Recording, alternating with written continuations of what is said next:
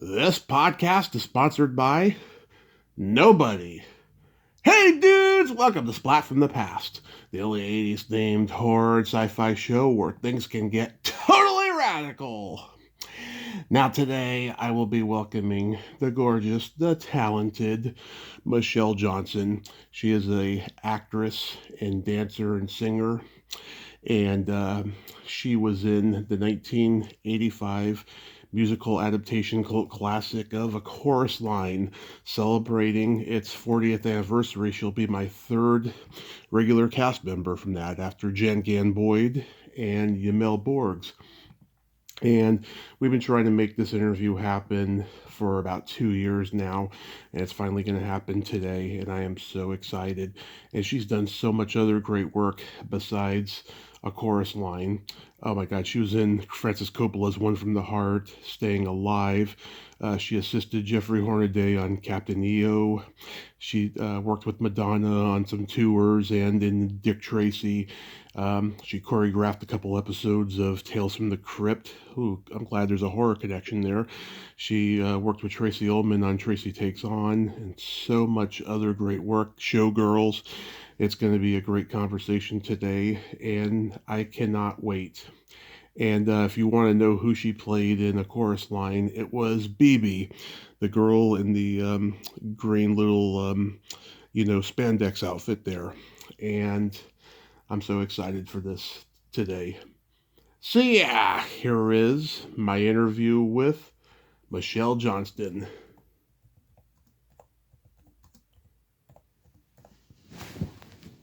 Hey Michelle, welcome to the show. How are you today? Hey, Tom, how are you? I'm doing well.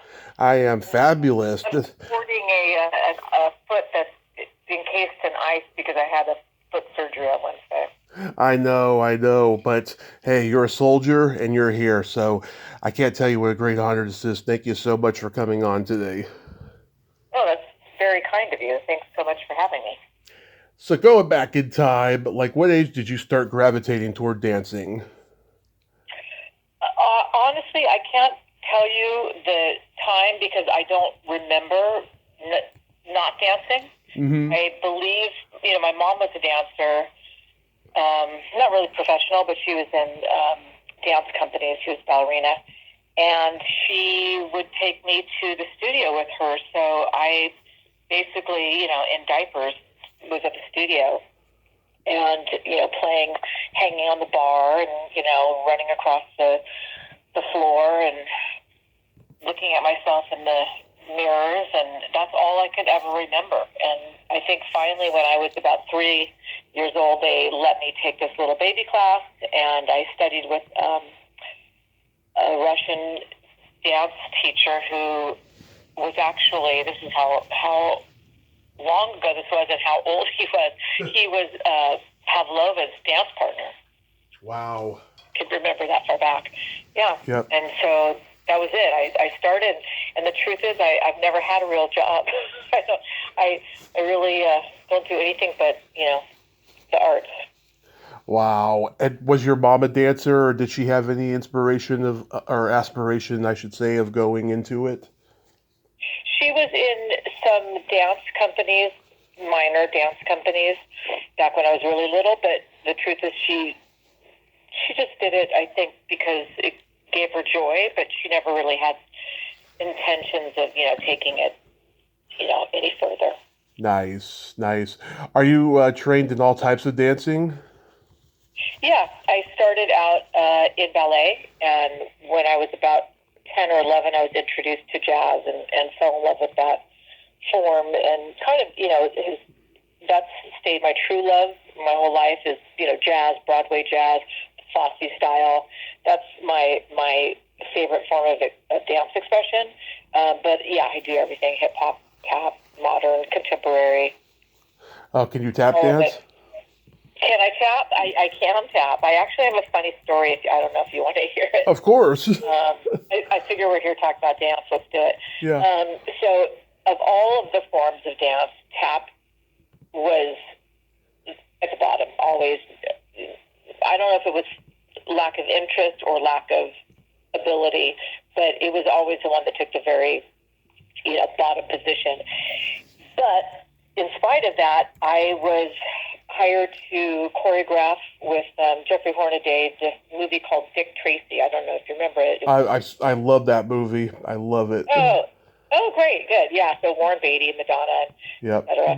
And so there was a sequence there was a tap sequence. If you saw the movie, I'm sure you remember. It was very memorable. All the girls were in green, and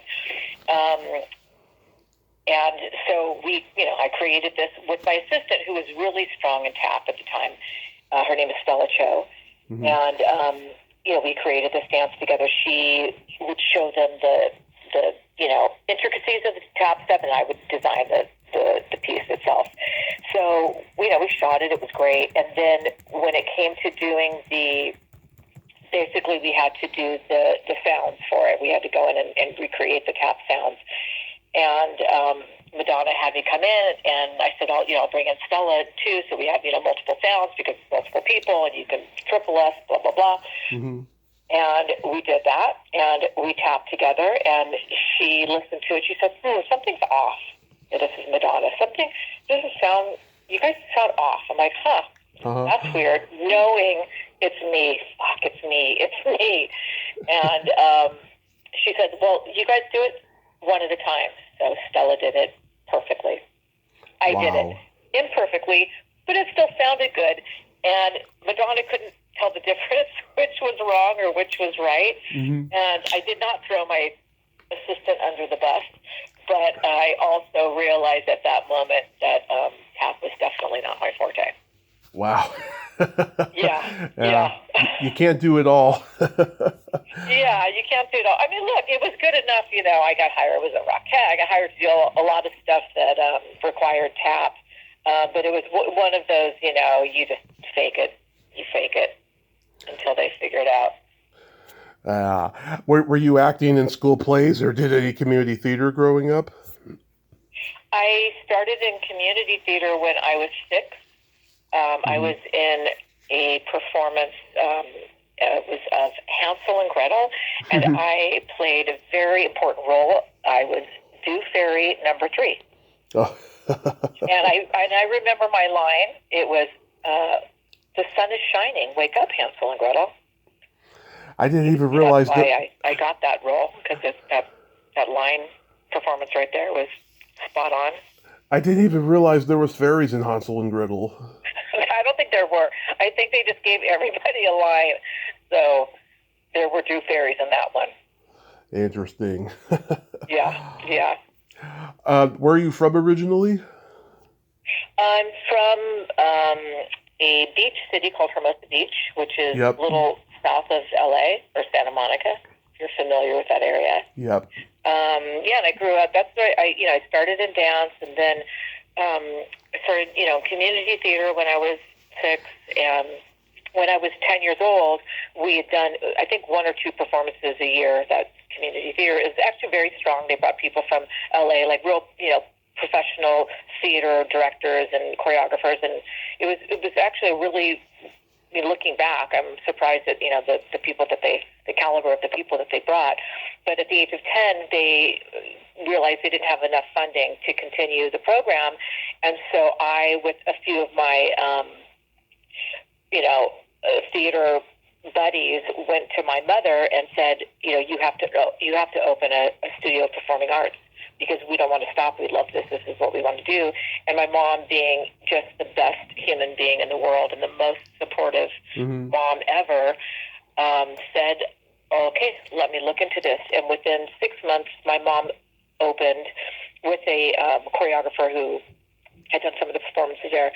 They opened together a studio called Act 3 Academy of Performing Arts. And that studio stayed open for about 30 years.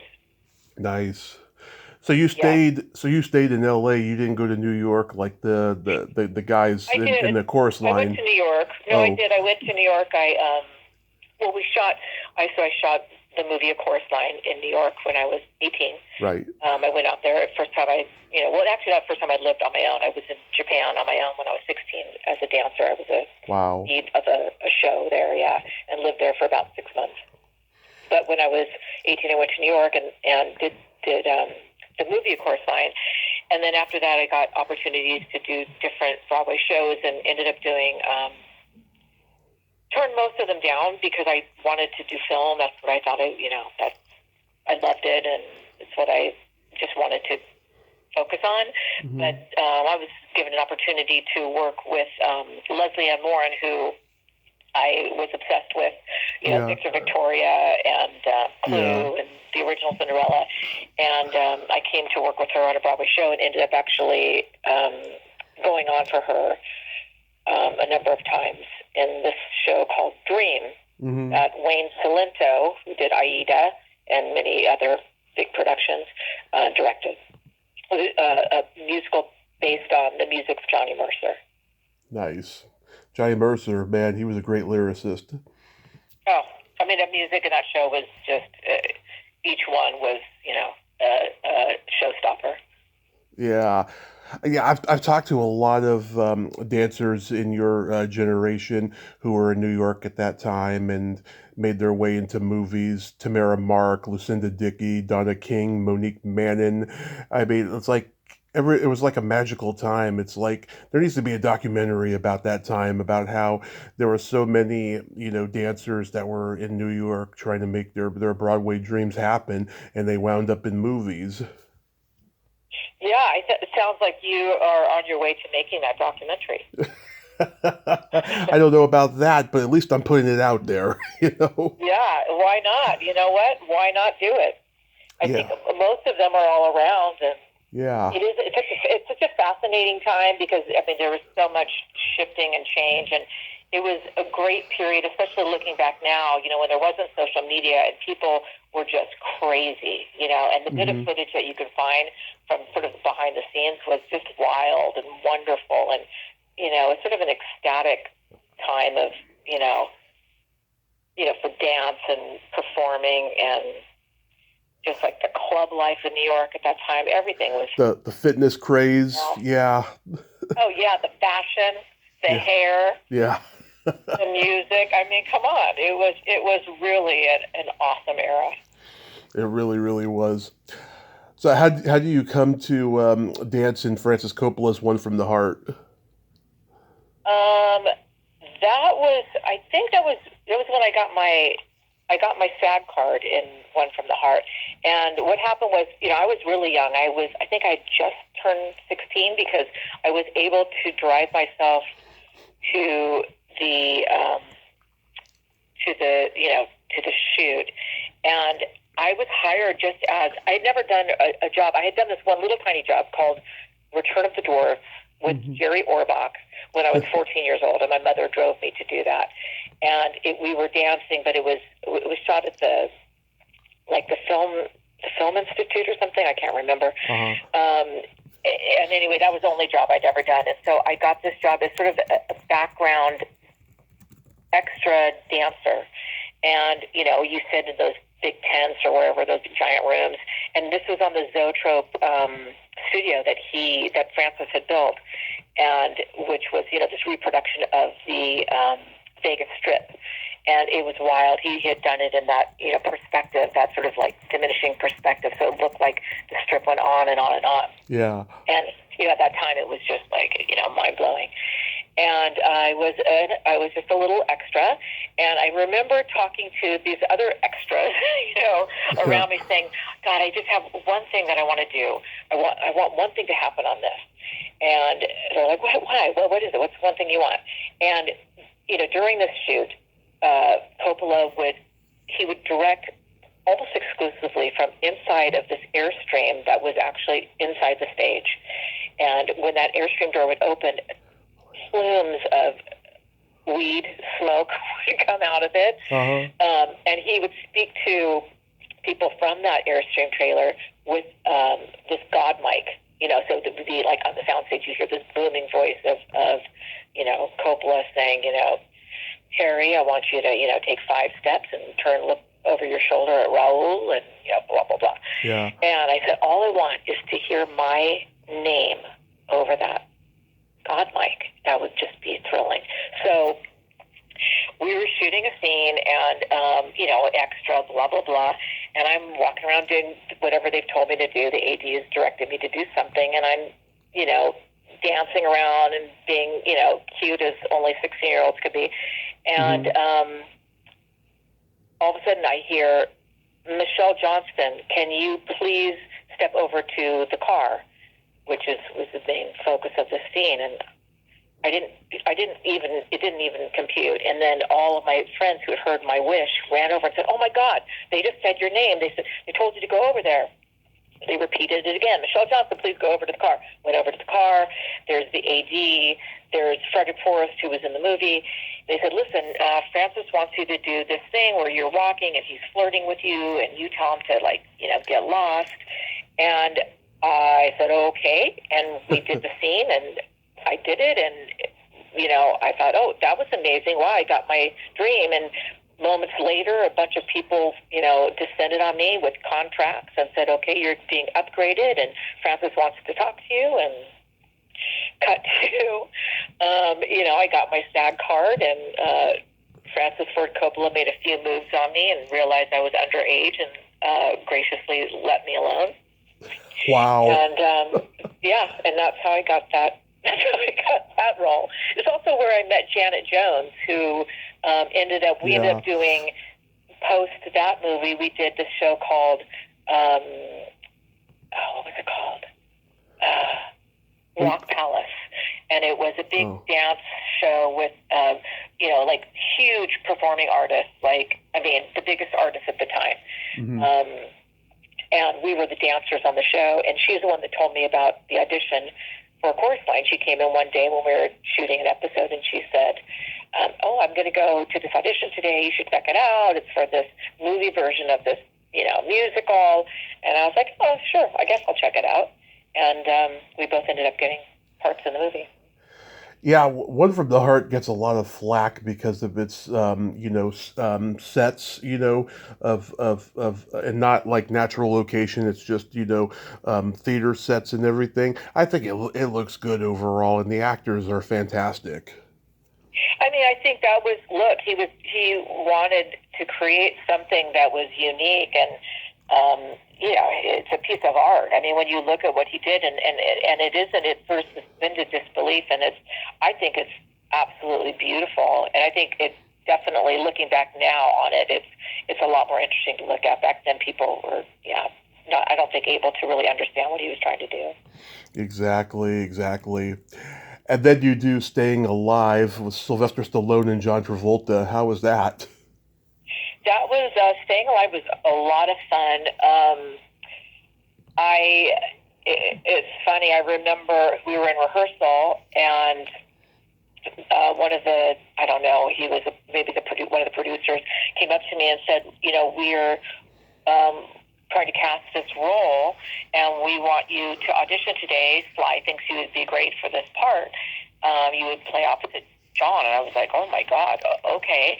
And everyone was talking to me, and they were talking about wardrobe and all this stuff. And end of the day, they came up to me and said, oh, we're so sorry, we just casted Cynthia Rhodes will be playing the part that you were auditioning for. So I was very excited about that prospect, but it didn't happen. But we had a lot of fun working on it, and weirdly, later, when I was in auditions for a chorus line, which this was a very long process, it was months-long process of going back every week or every 2 weeks, and people getting cut, new people being brought in. This was way far down the line where things were looking really good for me. I got a phone call from the producer saying, could you please teach Cynthia Rhodes the choreography, because we want her to audition, but she said she's a very slow learner, so we'd love her to work with you to learn the choreography. So she came down to my mom's studio, Actory Academy of Performing Arts, and I worked with her, and we haven't seen each other since Staying Alive. Wow. Sad to say, she did not get the part. I think she was too young, or I don't know why she showed up. She was amazing, but but we got to work together again. But Staying Alive was super fun. We had a blast. A funny side note was that Sly Stallone changed his outfit 3 times a day. Really? And oh my God, and we would always just like wait for that next outfit. You know, it was like 3 times a day. There was the new, and it's usually some form of track. Was he like a germaphobe or something? I don't know. I don't know what he was. Very vain. Uh-huh. No, he was very vain, and that was the time when he was like always just Mr. Fitness and stuff, and Yeah. he was very put together. Yeah. And John was great. I had an opportunity to work with John later. We did Shout. A really horrible movie called Shout. Yeah, Yeah. really bad. Yeah. Really bad. I think it was, he says it's the one movie that he won't talk about. It was awful. Everybody hated it. The whole experience was weird and kind of unprofessional. And I know. I saw the movie. I saw the movie years ago, and I was like, okay, this should work because it's Jeffrey Hornaday and John Travolta, but yet it didn't. And Bob Simon's produced, and Bob Simon's is a comedy producer. Yeah, yeah. No, Bob. Yeah, he was a really good friend back in the day. No, it looks on paper. It looks like, and you want to hear something funny? I don't even know if you knew this. What? Do you know who made their film debut in the movie Shout? No. Gwyneth Paltrow. Oh wait, I did know that. Yes. Yeah, she plays like this kind of. I don't remember what the character's name was. It was Scott. Oh God, what's Scott's last name? He's kind of the redhead in it, but it was sort of this little side love interest. She was this shy kind of church girl. Oh, Scott Kofi. What was it? Scott Kofi. Yeah, Scott Kofi. Oh my God, it's been so long since I've even thought of his name. Yeah. It's wonderful. We hung out a lot back in those days too. Yeah, so that was Gwynny's first big film, and not her last. I've heard. Yeah. I think she went on to do some big things. I don't know. That's what I've heard. Well, Heather Graham had done a few movies already, and of course her career has gone on. Yeah. I don't know what she's doing now, though. I haven't heard of anything lately, but I'm sure that she's busy. Yeah. She was lovely too. Actually, everybody in it was great. It just the whole thing was kind of a weird thing. But all of the actors, we had Linda Fiorentino and I had so much fun together. Yeah, she's very talented. A lot of fun. Can you believe it's been 40 years since A Chorus Line? In some ways it feels like 4 years ago, and in some ways it feels like 400 years ago. So, yes and no. Yeah. I mean, God, I've had Jan on multiple times. I had Yamil on. It's like one of the biggest blessings of my life, because I remember when this movie first premiered on HBO, it was January 4th, 1987, and thank God for YouTube, otherwise I wouldn't have known that date. And I just remember just being dazzled by it, and I was like 3.5. I had never even seen the stage version of it, but I was still dazzled by it because you were all consummate professional dancers, and you did what you could, with what you had. Yeah, I mean, look, at the time, it really was reviled, and, the theater people just were so angry because, and I get it. I mean, I get it, but I also think that it was kind of naive of them to behave the way they did because they were really pissed that a theater person didn't direct it and that they didn't hire people from Broadway because it's based on this, at the time, the most famous Broadway show. But the truth is, you require different things for film. So, I wish that Michael Bennett had the opportunity to do it. I think that would have been an extraordinary thing to see. I don't know if Richard Attenborough was, the right choice.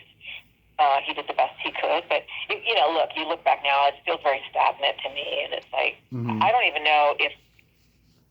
know if that should have ever been made into a movie because it is so theater bound, and taking it outside of the theater felt kind of weird. Like it would have to be totally reconfigured. That would be a big challenge for a writer or writer director to figure out how to make that still work. But opening it up. So I don't know. I mean, in some ways, look, it's funny. I just had lunch yesterday with this girl. I don't know if you've seen this online, but they do with a lot of different performances, but with my dance solo and A Chorus Line, there have been like challenges where they, somebody recreates that dance, and then they put their version up side by side with mine. And so this girl did it. Anna Hiram is her name, and she did it. I don't know, maybe it was a couple months ago, and I just commented "love it" on there, and it got over 1.5 million views.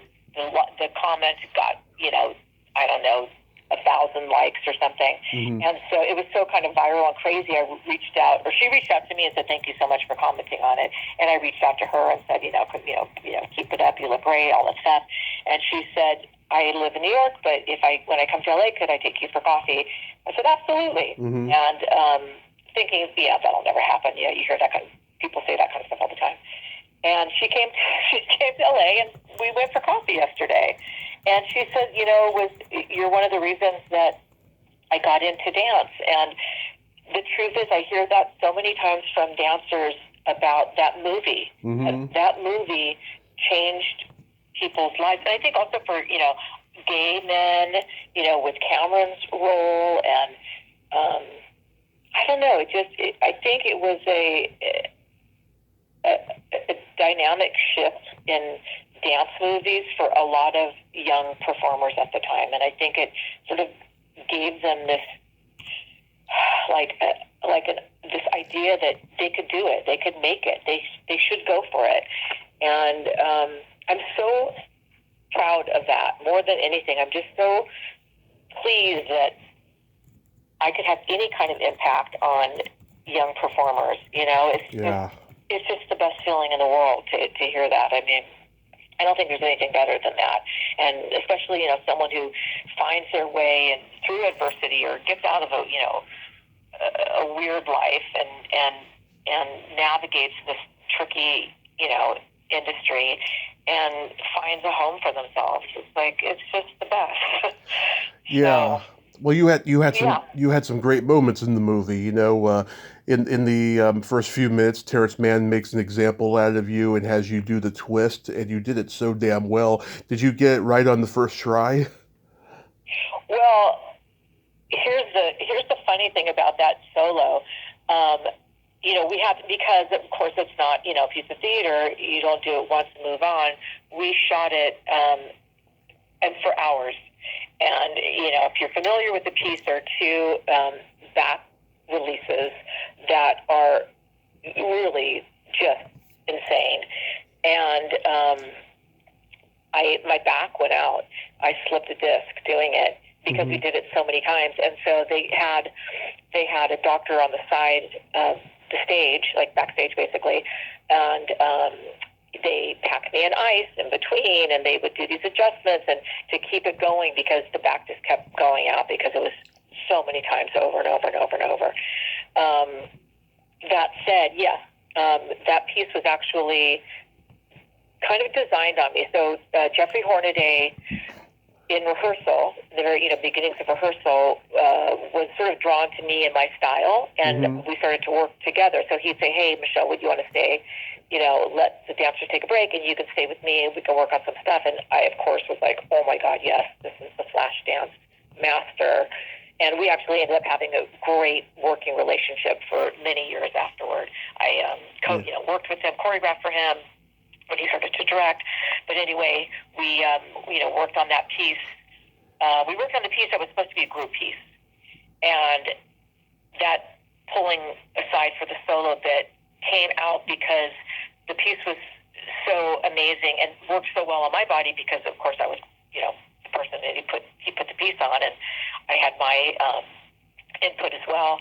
That when the director saw it, he said, "Well, we have to feature you. This has to be your solo." So yes, I could do that piece from the beginning because it was my piece, but it also is a piece that ended up sending me on my journey to multiple back surgeries. Wow. It's like I'm bummed about those surgeries, obviously. I don't know if there are many dancers at this point in their life that haven't had some kind of heart replaced or surgery or something. So I don't really regret it because I'm really glad that is going to stay on film forever, and it's fun to look back at it Yeah. And, and it's fun to inspire other dancers to do it. I always like to see if they can get their head to the floor as far as I could at that time. Well, you have I don't think I could do it anymore. well, you have your hospital speech confession at the end, which is so sweet. I love that, and reminds me of I've been there. I've been in an accident and everything. I was in the hospital for 5 months, so I totally like relate to that speech you give at the end there, and stuff. Did they let you keep the green outfit? They did, and I don't know where it is, which makes me so sad. I think I also have the hat, which I don't know where it is now. It's like in those days I was such a gypsy. I moved around so much. It's heartbreaking, because we did have multiples, by the way. It wasn't like one thing that just was like reeking by the end of the 6 months of shooting. Mm-hmm. We had multiples, which I'm sure you knew. I can imagine, But yeah. I'll tell you, by the end of that shoot, I never wanted to see that green leotard again. Oh. It was like wearing this uniform every single day, and we did have some say in what we wore. We got to kind of be a part of what we ended up wearing, Mm-hmm. and by the end, I was like, why did I choose this? And I think we all kind of felt like that. Pam Klinger is so funny and good in this movie. Is anyone still in touch with her? She's like the only one out there that's like MIA. Yeah, a while. So we have this. I don't know if when you talk to Yaya, to Jam, but we have this ACL Zoom that we try to do pretty regularly, like every 2 or 3 months. We get together on Zoom, and Audrey and Allison and Michael and Cam and everybody, Justin, all the people try to get on there, and we have been trying to track her down. And somebody found her a few years ago, but she's very reclusive, I guess. Mm-hmm. But if you find her, tell her that I would love to hear from her. She was actually my dressing room roommate, so we got really close during the shoot. Oh, nice. Yeah. My favorite part. So her whole story. Like, she and Charlie were together. They started dating. Mm-hmm. Got halfway through the shoot. Yeah, and they were together, and they were lovely together. I miss Charlie so much. He's such a great guy. Did you ever get to talk with him? No. He was so funny, so fun, so down to earth. His I don't know if you know. Do you know his story? No, I don't. So Charlie McGowan was born without a pubic bone. Okay. Yeah. So he wasn't ever meant to walk again. He was left in the hospital by his mother, abandoned. The nurse that took care of Charlie in the little NICU adopted him. And she started to give him physical therapy to grow muscle where the pubic bone was missing, so he would be able to support himself standing and to hopefully ultimately walk. He was, a force of nature and was able to walk and move, and she said, let's put you in dance class because that will give you a lot more mobility. And he started dance class, and he never looked back. And he became, if you remember that dance solo, he was just unbelievable. And he had a lot of issues, obviously, physically, because of how he was born. He had a colostomy bag. Wow. And the reason why he wore those sort of baggy pants is to hide the colostomy bag. Wow. So, so as we were shooting everything, he actually had to go in the hospital a couple of times. And we had to sort of shoot around him and have a double standing on the line when he was in the hospital, because he'd have to go in for different things. God. But he was just, he was an amazing human being. What an inspiration. Oh, my God. Yes. My favorite part of the movie is when Michael Blevins is talking about his first wet dream. That reminds me of like a typical backstage conversation. I did theater in high school. I did props, and we used to hear the same songs over and over again. It got so monotonous. We would just talk about our young sex lives or tell really offensive jokes to kind of break up the monotony and everything. That's what it just reminds me of. Totally, Yeah. totally. And Did- he's such a pure boy, Michael Blevins. He's like, he's a very like good Christian boy. Oh, good.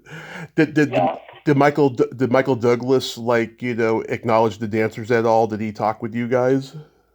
Yeah, as a matter of fact, when we did our moment together, and I talked about the hospital, which I don't want to tell you this because I feel like you are under misunderstanding of which hospital I was in, but I was in I had a mental breakdown basically, Okay. and that was the hospital that I was supposed to have come out of. Okay. So I was, a little unstable. So when we had our moment, I talked about the hospital, and coming back, he started to tear up a little bit, and he talked to Sir Richard and said, at the time Sir Richard, and he became Lord, said, just I need a second here. And Richard told me, he said, you moved him so much, he took a beat and came back. And later Michael talked to me and said, I just was, very moved by that performance. And, you did a great job, which, it was everything in the world to me because I really didn't consider myself an actor, especially a film actor, at that time. Yeah. I really just thought of myself as a dancer.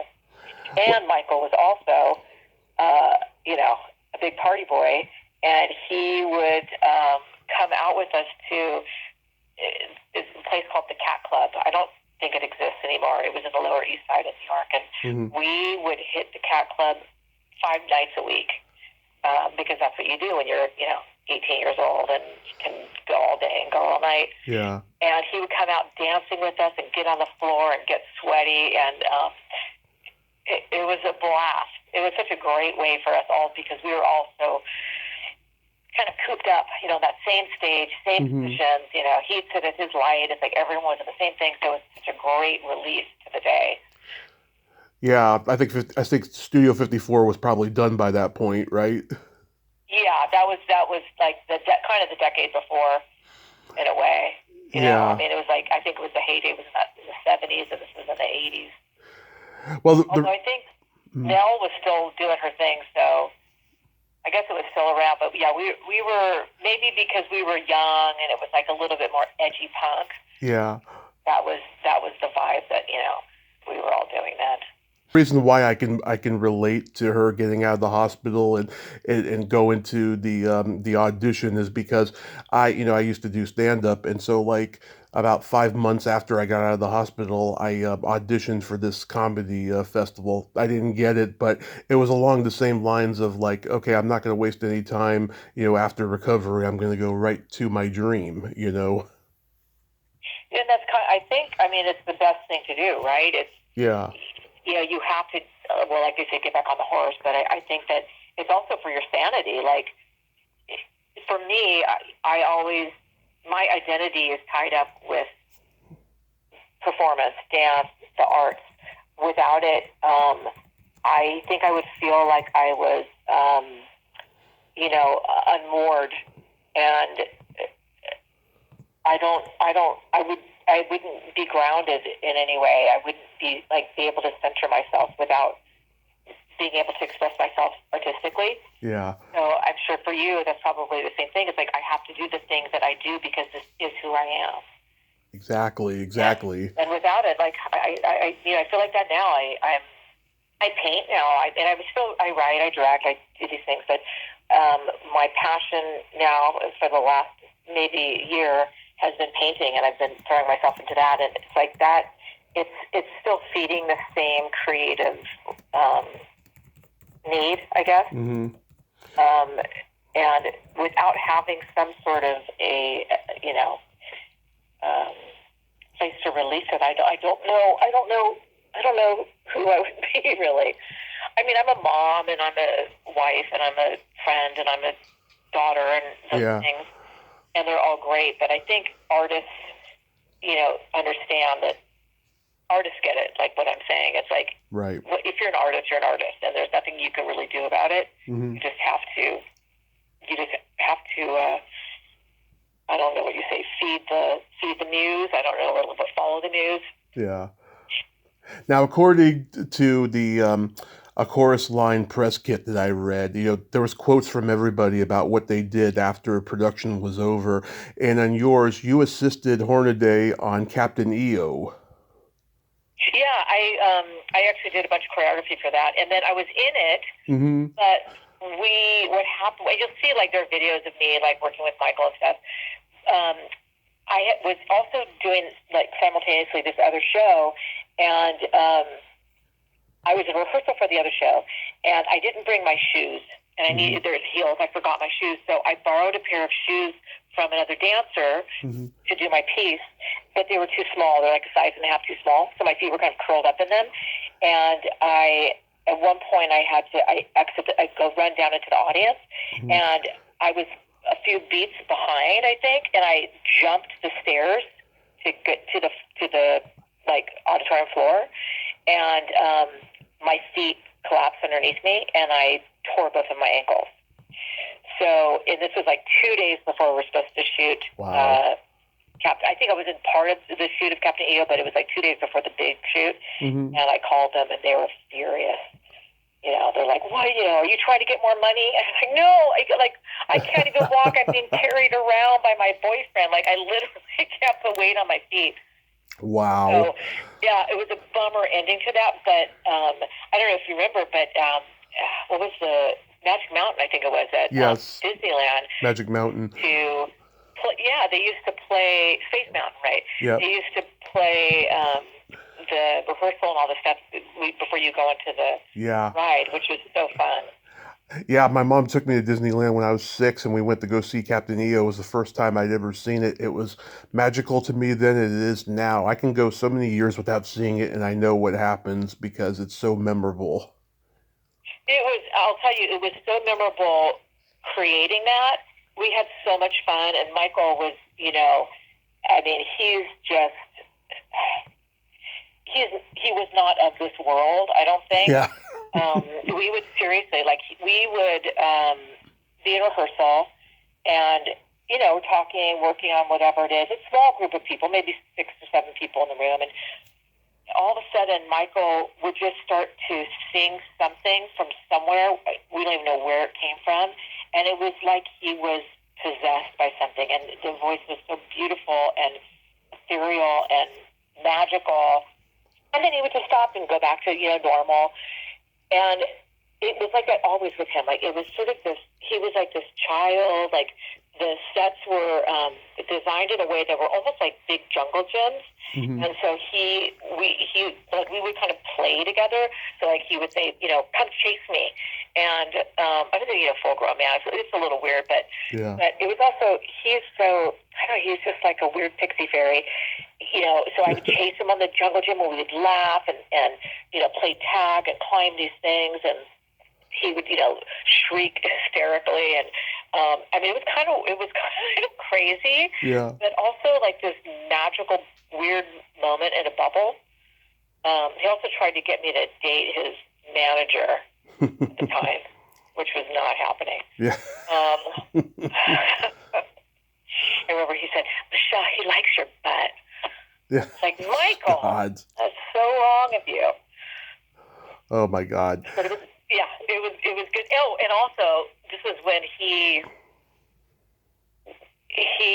had been doing some plastic surgery, of course. Yeah. And he would wear the surgical mask, but then he would also do these weird things where he would like dress up in clown makeup, and I don't know why, if it was to cover up the surgical, like while I was healing. I don't know what the reason was behind it, but he would require sometimes in meetings everybody to wear clown makeup.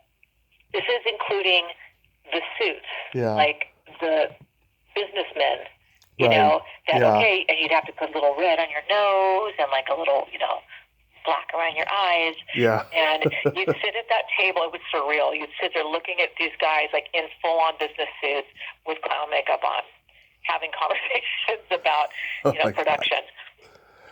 It was awesome. Wow. So I'm a huge horror fan, and I noticed you choreographed 2 episodes of Tales from the Crypt. Oh my God! Wow, you really did your research. I do. Well, I did. Let's see. I did the one with Demi, right? Mm-hmm. Yep. Demi I love that one. and Jeffrey Tambor. Jeffrey Tambor. Yep. And then what was the other one that I did? The Siamese twin one. Oh right. Oh my God. That's right. Happy Together. I did. Oh my God, you were bringing back like from the vault. I did choreographed a dance called Happy Together that the Siamese twins did. The one with Jeffrey Tambor and Demi Moore was phenomenal. Yeah, it is one. Dancing Cheek to Cheek was the piece that I had them dancing to, which was it was kind of done in almost kind of a creepy way. It was in this. It was in a montage of like basically. She's trying to sort of seduce him. The story is that she goes to a palm reader. A palm reader says, you're going to marry a man who's going to inherit millions of dollars. And it's this guy, and basically he's disgusting. He wears this big fat suit, and he's really awful, and he's a pig, and he's gross. And, and she does everything, and she marries him, and then she ends up getting hit by a car, and she actually was inheriting all the money, but he inherits it because she's dead. Really long story, boring and short, but working with them was so great. That was so fun. They're just, total professionals. I totally forgot about doing that. And Jeffrey Tambor was just a delight. He's such a good actor. Very good actor. He's great in everything. And Howie Deutsch directed. Yeah, I worked a lot with Howie. I think that was actually maybe the first thing we did together. I replaced, I think it was Michael Rooney, I think, or no, maybe Jerry Evans. I can't remember who it was, but somebody who normally did it couldn't do it, and they gave my name. And then, I felt terrible, but I basically took over their, the job that they probably would have gotten in the future. But Howie and I ended up working on, I don't know, probably at least 10 things together: commercials and movies and TV shows. Nice. If you like horror, I don't know if you ever saw this one, and I can't. This is something good for you to research. I did this thing with Bogdanovich and oh my God, what's her name? Not Dorothy Stratton's sister, the one that he married. Oh yeah, I know who you're talking about. Yeah, Stratton, but can't remember her name. Anyway, I did this dance where she's dead, and this guy's dancing with her, and he's just sort of swinging around this dead woman, and it was Bogdanovich directed it. But it's a little bit of a horror. It's like it was a series. I can't remember what it was. Something on HBO, maybe. I can't remember. It was. Yeah, I heard it was Louise Stratton. Louise, yeah, that's right. Yeah. Right. It was an HBO TV movie you did with him. Yeah, it was. I think maybe it was a series. I can't remember. The infamous Showgirls. Now, did you think this movie would fail or be a huge hit at the time? When I got hired to do it, I was just really excited to, work with Paul, and I was really excited about it's a big role, and it was going to be a big film. It was, budget was big, etc. But I started having a bad feeling as we were shooting, and then I was there for the very infamous sex in the pool scene with Elizabeth and Kyle. And, Paul, you don't hear this, but Paul is off on the side, as they're, having their screen sex. And he's yelling at her, and you're coming. And he's like whipping her into a frenzy. So she's, flapping all over, as you see. And then poor Kyle's just trying to hold on to her. And, her arms, her legs, and she's like a fish out of water. I mean, the whole thing was so ridiculous. And all the crew, we all started to look around at each other like, oh, fuck, what is this? So that was when I thought, oh, well, hopefully this will be a midnight cult movie. That's what I was hoping. looking for at that point. And then, then some of the lines that Esther House, wrote these like very, I don't even know if this line stayed in the movie, but it's when the director of the show is talking to the dancers on the line. He says, I want you to kick so high I can see your uterus stretching. Wow. Yeah. And I was like, okay, like this is so, like, who is the audience for this? I'm not sure who the audience is. But look, I was a grateful actor, and it was like a straight acting role, and I was happy to be working. So, you do the best you can, and you try to. The one thing I have heard a lot about my role in that movie was people said you're the only person that seemed to be from the planet Earth. So I thought, oh, that's kind of nice. Like, I played it straight, I played it real. But it was I mean, I have a lot of stories, but I can't tell you. I can't tell you. I get it. So I get let's it. put it that way. There would be too many people I would implicate. But there was a lot of shenanigans. Let's just say that. And, yeah. Well, you had a very funny line in the movie. I chipped my tooth on a Quaalude, and he was my dentist. Yeah, she says, I'm asking about like a boyfriend, and I'm telling her she needs to get a boyfriend, and she's like, well, how'd you meet your guy? And I said, I chipped my tooth on a Quaalude. He was my dentist. Yeah, so that's how I met my husband. Yeah, there are some funny lines that we had in the thing about getting her. I'm like, what do you want to eat? She's like, oh, I just have like burger, fries, and Coke. And I laugh like, oh, that's ridiculous. Just get her some like quinoa and what bottle of Perrier or something. Yeah. And the funny thing is, like, all dancers eat burgers and fries. Like, it was so out of touch with what the truth was. But I'll tell you, it was really fun in that. Patrick, who plays the redhead, who plays the choreographer. Yeah. I'm like his assistant choreographer, I guess, or I don't know if we're like co-choreographers in it. But he's wonderful. He's a comedian who does all these like funny puppet up things, like through the Henson Company. It's really funny. Oh, okay. And we've actually been texting a lot online. You should interview him. He's a riot. Well, I've talked to Greg Travis. Oh yeah. He's a comedian. He used to do the punk rock magician character on stage. Oh, how funny. Oh my God, that's funny. Yeah, he'd have like a mohawk and sunglasses, and he'd be like, trying to make something disappear or something. Oh, that's so funny. I'll have to check that out. Well, check out Patrick Bristol. I think you'll like him. He'll be a funny interview. I'll check him out, sure. Yes. And then Grumpier Old Men you worked on? Yeah, I did. A funny side story with that. A lot of these stories are like not really related to the work itself, but sort of these side, things that happen. So Grumpy Old Men was obviously the sequel to Grumpy Old Men, and Mark Steven Johnson was the director, and no, he was the writer. I'm sorry, it was Howie Deutsch was the director. Mark Johnson was the writer, and so we were shooting in Michigan or wherever. Yeah, I think it was Michigan, and or Minnesota. We were in Minnesota, and Mark Steven Johnson, the writer, was on the set, during the shoot, and he had his little tiny son. Jack Johnson was his name, not the singer Jack Johnson, Mark's son. And he was tiny, and like 2 or something at the time. And Jack Johnson is now my son-in-law. He is my husband's daughter's husband. And it's so funny. They met. So I met my stepdaughter's husband 12 years before she met him.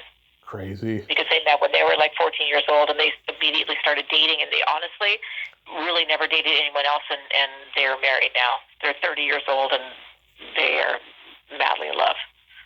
Nice. Yeah. It's crazy a how... weird side story.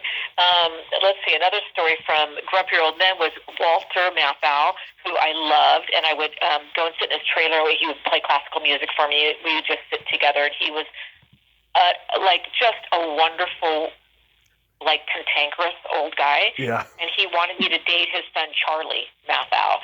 And so Charlie would come to the set, and we would sit and have lunch together. I had no, like, attraction to this guy. Not that he wasn't an attractive person, but I don't know. He was a completely different person than I was looking for. But we would have lunch together and stuff, and Walter would kind of nudge me and, kick me under the table and stuff. Yeah. And I wanted to like his son because I wanted Walter Matthau to be my father, my father-in-law, but that sadly didn't work out. Yeah, wow. Yeah, the movie they made right after Out to Sea, where they're in the dance contest on the boat? Of course. Yeah, my friend was the choreographer on that movie, Andrea Wilson. Oh, yeah. My husband produced that movie. Wow. Which I didn't know him. I hadn't met him yet. And the funny thing is, like, if I had ended up doing, I couldn't do it. I was doing another movie. But if I had done that, we would have met many years before than we met. Wow. Small world. Yeah. Tiny world, I know. Small world. I'll tell her you say hi. Yeah, please do. What was it like? What was it like working with Tracy Ullman on her show? Oh, she is, just crazy. She's so crazy talented. Mm-hmm. Everything is improvised. So I was really lucky. I got to, play this character. It was in a strip club, and I played this kind of, dumb, ignorant, uneducated dancer. And I got to riff with her and just with her in multiple characters, which was unbelievable. And she would just throw stuff at you. She was so good. And she was so good and so gracious that she made you better. Yeah. She was just like, it's like playing tennis with a better player. Your game improves.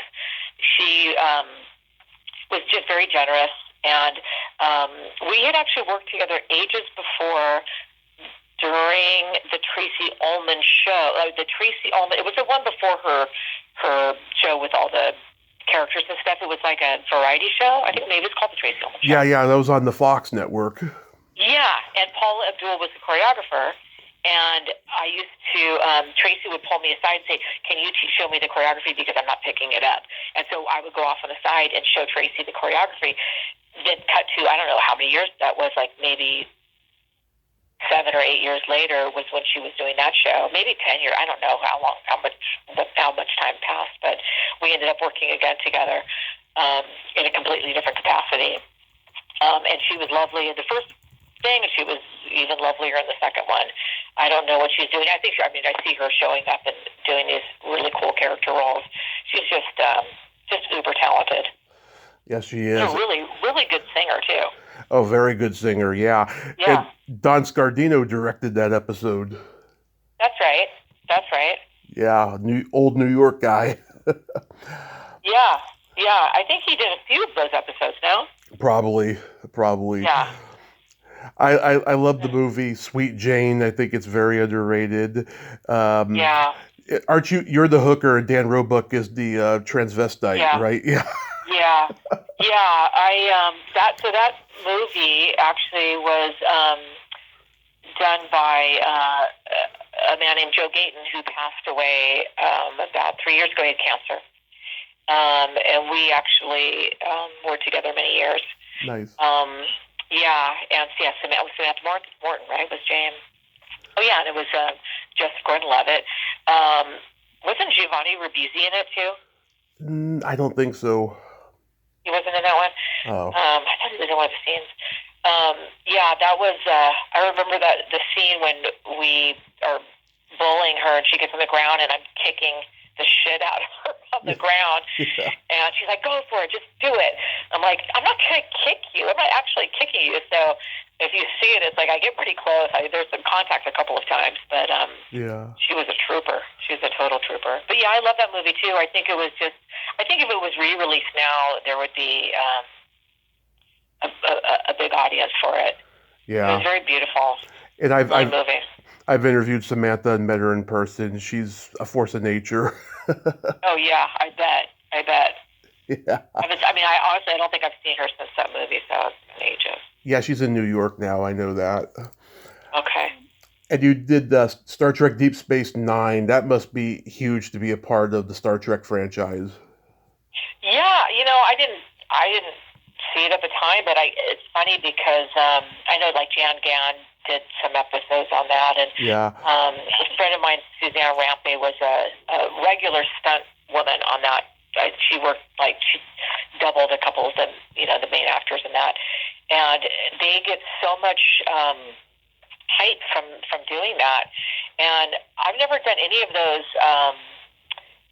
those, like, I don't know, what are they called? Those, like, the conventions and stuff that they do. Mm-hmm. I've never been called to do any of those, but I don't know if anyone knows me for doing those things, doing those episodes. You'd be surprised. I mean, I talked to actors who guest starred on one Star Trek show, and they do the conventions. You never know, It's just it's just a matter of, I guess, overwhelmment and clutter of booking people that eventually it will be your turn to be sought out. I mean, I'm not looking for it, but it is. I find it pretty amusing that, like, I mean, that has it's just, the fan base for that is outrageous.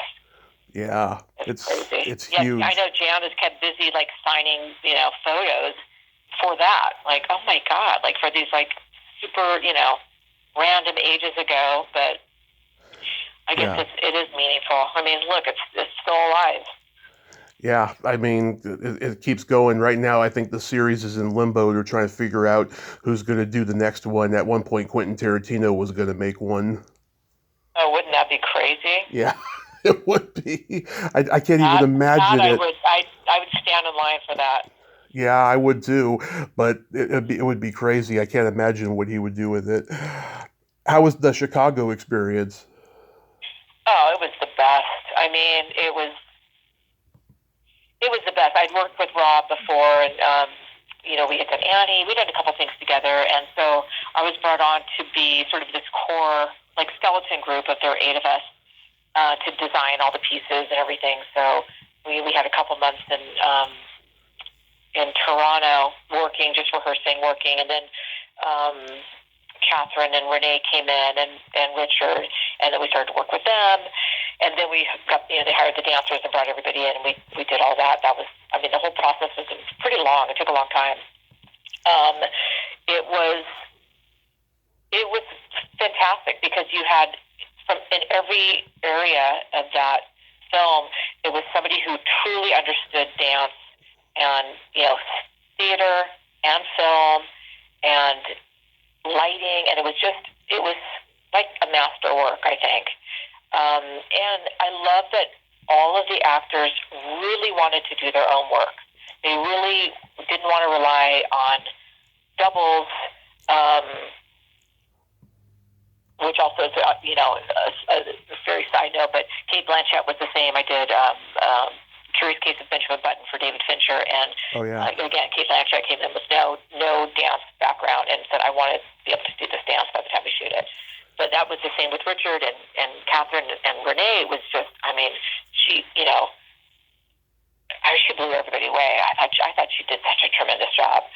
And we had so much fun, and look, it was the longest, most grueling shoot I've ever done. We would sometimes shoot 23 hours, Mm-hmm. We'd stop by 24, where you're just so punch drunk and loopy, but you're so excited to be doing it, and we really knew, like you said, like the opposite of Showgirls, we knew we had something special. You could feel it. You could just feel it. And, you'd see the take and you'd be like, oh my God, this is just magical. And Rob Marshall is he's the nicest human being. He's like the consummate professional. He's a gentleman. And John, his partner as well. They're just lovely human beings.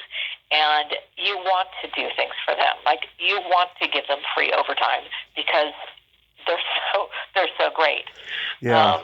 Either they're the best, politicians in the world, or they're like Mother Teresa. But every part of that was, I can't think of like any low moment of that.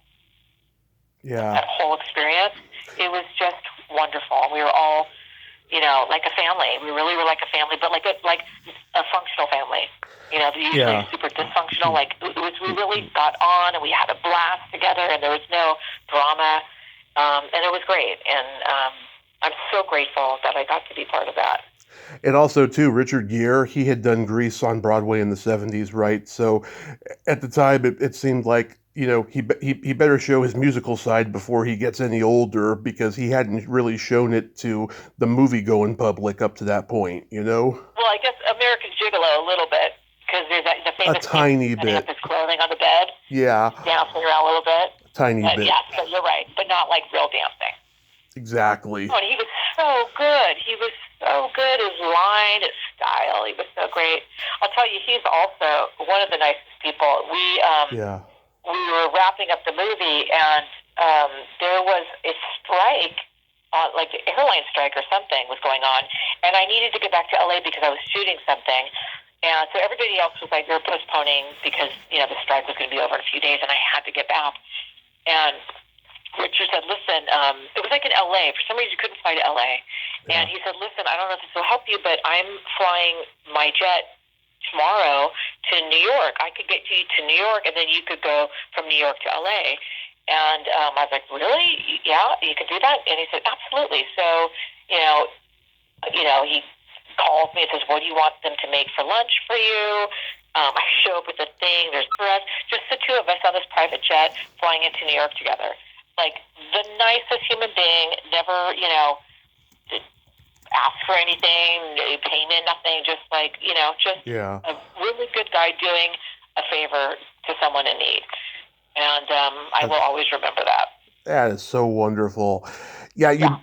you mentioned before about the painting. So is that relatively new, or is that something you've always done? I painted when I was like the college age. I did a little bit of college. I never completed it because that was the time when I was really, really working a lot in film. So I never ended up, I went to UCLA, but I never ended up graduating. Mm-hmm. But that was something that I was studying was art. And so I, had I'd say about a year of studying art under my belt, and always loved it and always dabbled in it.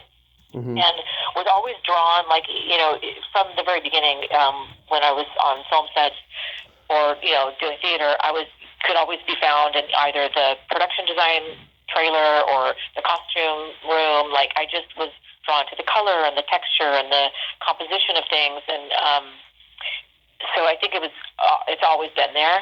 The interest, photography, all of that's been, very interesting to me. So this, about 7 or 8 months ago, I just finished writing something, and I've been writing a lot for features and primarily features. And I was burned out. I felt really burned out, and I needed a break from it. And I said, I'm going to take a year off. And I started to paint and got into shows and started selling. And actually, I had a piece that last weekend was up in Times Square. Mm-hmm. It played for 24 hours. This big digital version of this painting that was at a gallery in New York called HMVC Gallery. And, it's just sort of taken off. And I'm actually going to be this Thursday is opening night for the DTLA art show. I'll be, it's on 125 West 4th Street, 4th and Spring. It'll be there for a month. I have about 7 or 8 pieces that are showing there, and I'm in another show in mid-May, and it's kind of like you have to express yourself creatively, or you just float away. So Mm-hmm. I think it's like when I take one form of the creativity away, whether it's dance or writing or directing, something else always comes in to fill that space, and it's always in the form of creation in the arts. And so I'm just completely immersed in the world of painting, and I love it. Yeah, if you get a chance, check me out. Oh yeah, I mean, God, if I'm next time I go to LA, which I hope I do the next year or so, because it's been over 6 years since I've been back in LA, I'll definitely go in person and check it out as well. Yeah, for sure. I'll tell you where I'll be showing. Yeah. Well, Michelle, I thank you so much for coming on today, and I'm so glad we could finally make this happen. You are just a wonderful lady of integrity, and I enjoyed every moment of this. Well, likewise. I'm sorry it took so long for us to get together, but I'm really glad that we were able to, and pleasure getting to know you and chat with you. Yes, and rest that foot, and have a great day, and be safe out there. Thank you. You too. Thank you. Talk soon, Tommy. Bye. Talk soon. Bye-bye. Well, there you have it. Michelle Johnston, ain't she a sweetheart? Oh my God, I love that lady, and I'm so glad that we could finally make it happen and talk. And God, those were some crazy stories, especially about Coppola and Michael Jackson and stuff. I loved hearing that about Richard Gere. I've heard mixed stories about Richard Gere over the years, but that was great that he was nice to all the dancers and stuff. I'm not surprised, really, though, because he came from Broadway originally, in his origins, so he knew what it was like. So that's a great story to hear. Well, until next time, this is Tommy Throwback Kovac saying there's no shame in living in the past because the present sucks. Later, dudes.